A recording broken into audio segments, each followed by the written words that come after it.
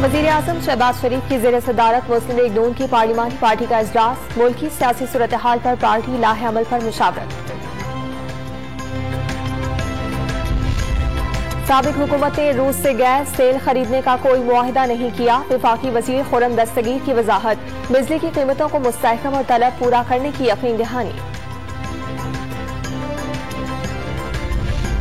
जमात इस्लामी का कराची में पानी की अदम फराहमी पर एहतजाज का ऐलान। 20 मई को वाटर बोर्ड हेड ऑफिस का घेराव और 29 मई को हुकूक कराची कारवां निकालने का ऐलान।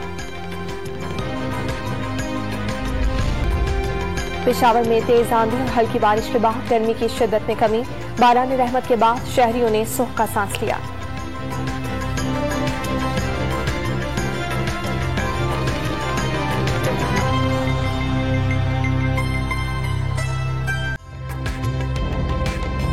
ताज़ा तरीन वीडियोस के लिए हमारा YouTube चैनल सब्सक्राइब करके बेल आइकन प्रेस कीजिए ताकि आपको मिले हर अपडेट सबसे पहले।